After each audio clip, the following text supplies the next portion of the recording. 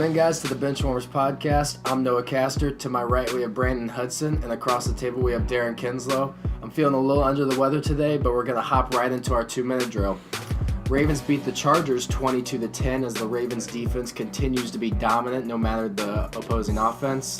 Eagles upset the Texans 32-30 with Nick Foles throwing for 471 yards and 4 touchdowns. Colts beat the Giants 28-27 to keep their playoff hopes alive. Saints beat the Steelers 31-28 with some questionable calls, including a pass interference against Steelers cornerback Joe Hayden in the end zone that eventually cost them the game. And the Seahawks beat the Chiefs 38-31 with the Chiefs now losing 3 out of their last 5. That concludes our 2-minute drill. We're going to hop right into Week 17 of the NFL. We have the 11-4 Chiefs going up against the 4-11 Raiders. I have the Chiefs winning this matchup. I'm not sure the Raiders have much to fight for, and the Chiefs are still trying to clinch that 1 seed. So I got the Chiefs winning this one. The Raiders' defense is not good, and I see the Chiefs really using this as momentum into the playoffs. What do you think, Brandon? I've got the Chiefs in this one as well. The Raiders kept it close the last game, gave the Chiefs a little scare. But I think definitely the Chiefs are going to be looking to blow them out this game. They've been slacking here lately, and they need this win. So I think the Chiefs are definitely going to be pushing to win this one, and I think the Chiefs will win this one. Darren, what do you think? I'm going to go with the Chiefs as well at home against the Raiders, who, like you said, they put up a fight last time they played. But yeah, I've got the Chiefs definitely. They're going to use this as momentum and really use that running back Damian Williams. Oakland's running defense isn't very good, and their team is ranked 30th in third down defense too. So the run game plus Mahomes, they should be able to win. Although their defense hasn't played well at all. They did get Eric Berry back, which they didn't have against the Raiders the last time they played. That is true, yeah.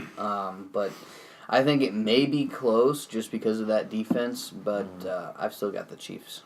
Yeah, I don't think there's much to say about this matchup unless the Chiefs' defense pulls another one like they did the last game against the Raiders, giving up a bunch of touchdowns in the fourth quarter. Yeah. I think the Chiefs got it.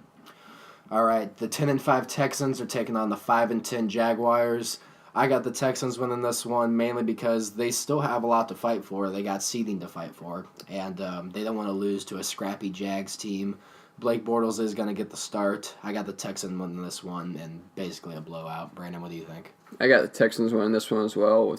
They've been slacking a little bit too as well. Yeah. I mean, they definitely need this one to keep up there in the playoffs. I don't want to see them drop down any more than what they have against the Patriots. So yeah, I'd like to see them stay at least within the 3rd seed. I mean, if they can take the 2nd seed back, then that'd be nice. But I just don't see it happening. But definitely, I got the Texans on this one. Definitely. Same thing as kind of like the Chiefs using the Jags as kind of like a momentum builder going into the playoffs. Darren, what do you think? Yeah, I've got Houston as well. They won't have Demaryius Thomas, but I don't think it's really going to matter for the Jaguars. Blake Bortles getting the start, so we'll see how he does. But yeah, I've got Houston heading into the playoffs, hopefully, for me as the 3rd seed. But yeah. This will actually be another DeAndre Hopkins show, I feel like, because with Demaryius Thomas being out, he doesn't have another receiver to throw to. He's got a tight end, but, I mean, the tight end isn't really doing much this season, so.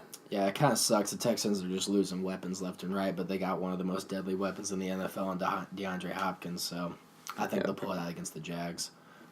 All right, we got the 8-6-1 Minnesota Vikings taking on the 11-4 Chicago Bears. I got the Bears winning this one. There was talk about the Bears sitting their starters, but I think the Bears still have a little bit to fight for. With a Rams loss, they can clinch the 2nd seed. So I got the Bears winning this one. I don't think the Vikings are a good football team, even though they are fighting for a playoff spot. I still think Kirk Cousins in big games is just gonna throw to that Bears defense, which is so good at taking the ball away.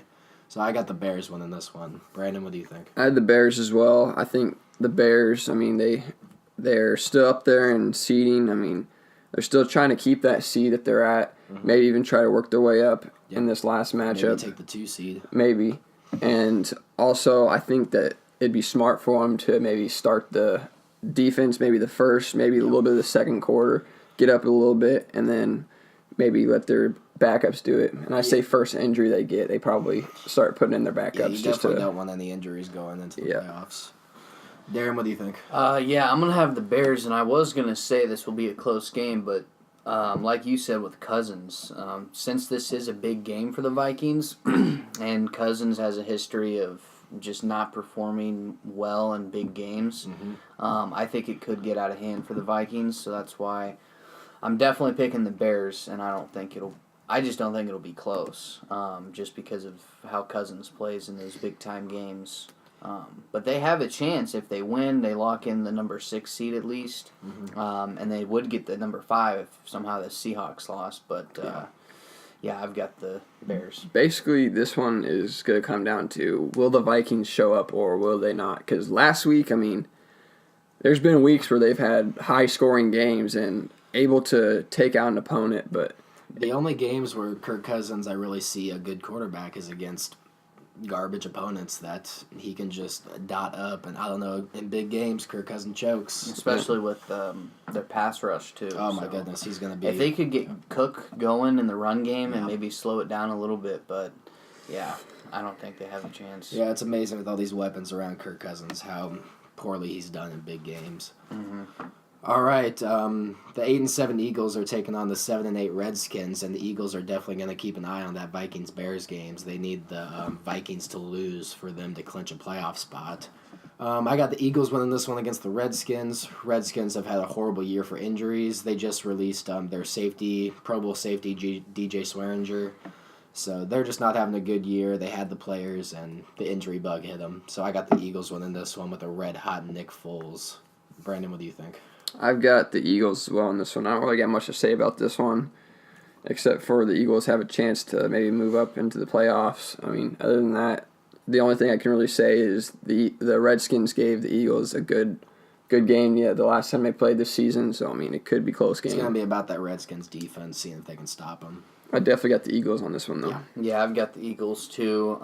With Nick Foles, it seems like they're a completely different team, almost. Yeah, I don't know what it is, but yeah, they're playing really well with Foles at quarterback, and so, and then like you said with the Redskins, they're just not a very good football team this year. So I've got the Eagles with a chance to get into the playoffs. So it's definitely interesting how the Eagles won a Super Bowl last year, and now have a chance to get back in the playoffs, and like that's kind of rare. I mean, to see. It was almost the same story. With Foles. It's all thanks to Nick Foles. Yeah, and you gotta think after this year, I don't think they're gonna do this, but you gotta think like Carson Wentz or Nick Foles. They play better with Foles. Yeah, they do. To be fair, Carson Wentz was playing through a back injury, which I mean.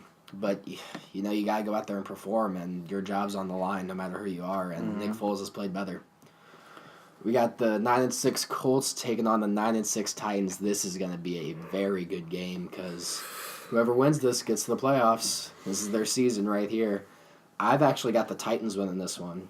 I think the Titans' defense is going to just outplay the Colts' offense. I believe in Derrick Henry. He's had some really good games. The blocking up front has been really nice, getting him some big holes for big runs. Marcus Mariota, mobile quarterback against that Colts defense. I really think the Titans are just going to dominate the Colts in this matchup. Brandon, what do you think? I definitely think the Colts are going to win this one, actually. The reason why I say the Colts is because, and I know Darren's going to bring this up too, so I won't go too much in detail about it, but Andrew Luck's been having a great season. He has Eric Ebron, he's got T.Y. Hilton, which is up and downhill, but when T.Y. Hilton plays, I mean, he's always finds him as a receiver. Touchdowns or not, he still gets the yards. And, I mean, Andrew Luck knows what's going on. I mean, he knows this is his chance to get in the playoffs or not. So I think the Colts will probably take this one. Definitely. Darren. Yeah, this is going to be a really close game because they're fighting for a playoff spot, and so that's going to make it really close. I think it could go either way, but I'm going to go with the Colts and Andrew Luck. He's had a really good season. Definitely probably going to win the comeback player of the year. Definitely. And he's still in the MVP conversation too, honestly. So, I think he's got to write this story and get into the playoffs. So. Yep, definitely. All right, moving into the next matchup and possibly the most interesting matchup. The 9-6 Ravens are taking on the 7-1 Browns. And why I say this is one of the most interesting matchups is because it decides a lot of teams' fates.